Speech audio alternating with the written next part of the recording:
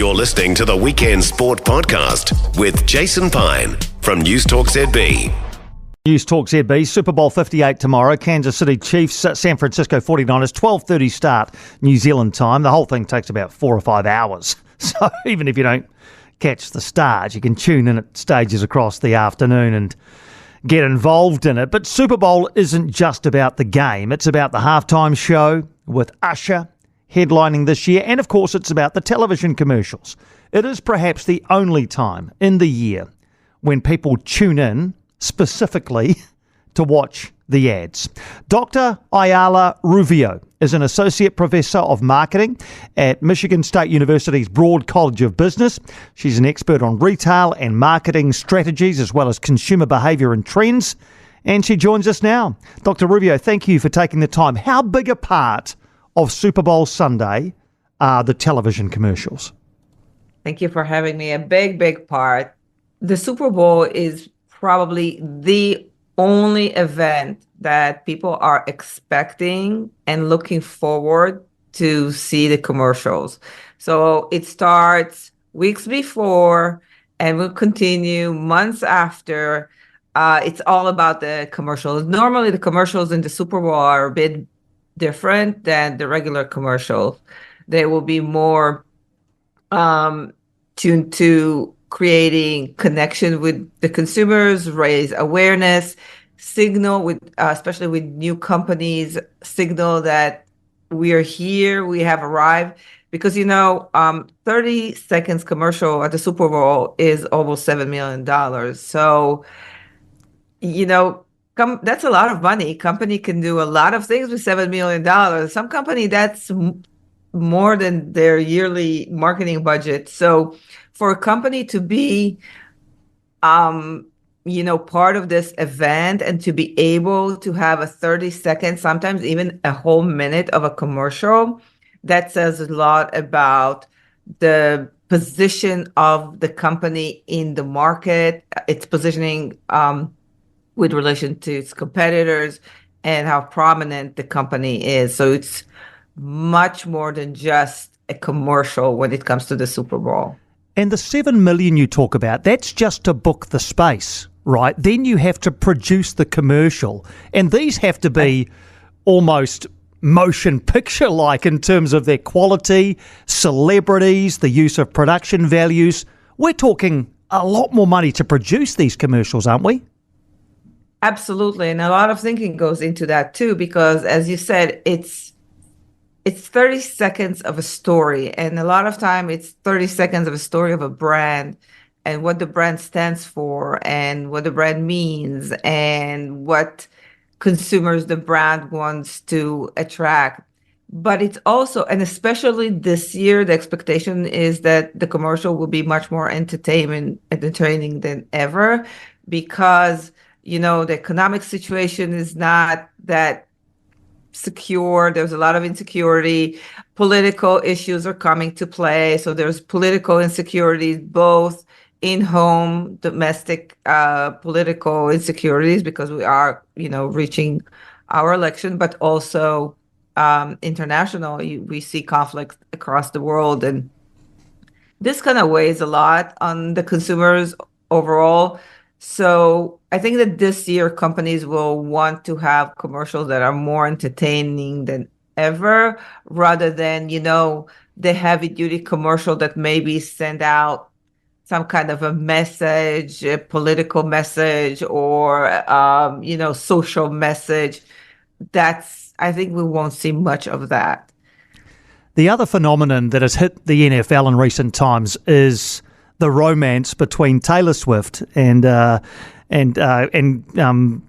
Kelce from the Kansas City Chiefs. Her impact has been unmistakable. So what opportunity does that give to brands who perhaps target a younger female demographic to get involved because Taylor Swift is involved in the Super Bowl now? For sure, she has a mega attraction for a consumer. There's no doubt about that.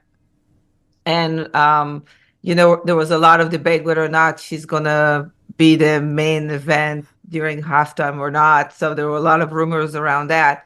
But you have to understand that the Super Bowl really in the US is a family event. It's a friends and family event. So you grow into it. So although Taylor Swift is, a mega star and definitely is appealing to the younger generation, in this case, there's almost, I won't say no need, but the audience is already there because it is a family and friend event. So this is part of, US tradition. If you're Americans, that's what you do. Do the commercials get released before Super Bowl Sunday, or is Super Bowl the first time that we see the commercial? So they are being released before. You can certainly watch them in their website that will rate the best one and will do polls. But some consumers will actually purposefully will avoid watching them because it kind of ruined the whole event itself. It's part of the event, so they won't watch it. Some commercial will be released only on that day, so it really depends. As you mentioned before, companies fork out millions, tens of millions for commercial placement and production. Is there any way of quantifying a return on that investment? That is a really great question, and the answer is, I guess I guess you can. Depends on what your goals are. See, if you want to wear awareness, if you want to raise recognition of the brand, you can certainly measure it. But here's the thing: I normally teach around the Super Bowl, and I always ask my students, please watch the commercial and tell me which one you liked, right? And then a week after, I meet with them and ask them, okay, so you watch all the commercial, right? Which one you like? They remember that. And then I ask, well, how many others do you still remember? And they don't. They maybe will remember 5. There are 30 commercials during the Super Bowl. They will remember 5. So the question is, well, how important are they? What is the return on investment? I think the best way to look at it is that the Super Bowl is not a one-snap event when it comes to the marketing effort of the company. It starts before, it will continue after. You will still see commercials that were broadcast during the Super Bowl, in the weeks and months that comes after. It's part of an overarching long-term strategy of the company. So it's only one element in that strategy. So I don't think we can look at it as a standalone event and just say, okay, how impactful that is. No, it's part of a bigger strategy the company has. And how much has social media changed the way that companies connect their brands to big events like this? Where does that sit in the modern day strategy now? So there's no doubt that social media have changed the way we approach consumers significantly. In fact, on a daily basis, when consumer block us in every possible way, like, the ad blockers that we install and the extra money that we pay for not seeing the commercials, social media is our outlet. And this is where brands really try to engage consumer actively and really interact with consumers. You will see gamification, for example, of brands that attract, especially their younger generation, to interact with the brand. You will see messaging. You will see, all kind of like raffles and all kinds of other activities that the brands will take to keep the customer engaged. So it's true that maybe the Super Bowl commercial will raise awareness and you'll see more activities around the brand online. Consumers love to do that. They will go and will talk about the commercial that they've just seen about a specific brand. But good brands, good companies will build on that interaction and will continue it, months after. And will there be some nervous marketing executives waiting for their commercial to land on the screen and into millions of households and just hoping with their fingers crossed that it lands in the right way? Because I guess the one thing worse than not being on Super Bowl Sunday is having a terrible ad on Super Bowl Sunday, isn't it? Yes. And I can remember a few of them, and not just that. An ad that or commercial that raises controversy, you really don't. It doesn't fit the the event. This is not a time when you want to do that. And I think that's one of the greatest fears, unless that's your goal to begin with, right? So sometimes that's your goal, and that is fine. But I think there will be not much of a surprise for executive, I think, because trust me, those commercials are being tested weeks before.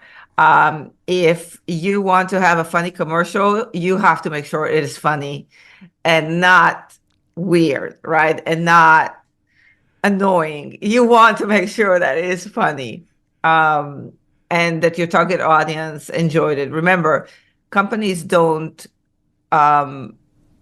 companies are trying to be very precise with their target audience. They don't. So if I target you, I don't really care that Joe doesn't like it because I target you. So it's really all about connecting with the right consumers, targeting the right consumers, building relationship with the right consumers.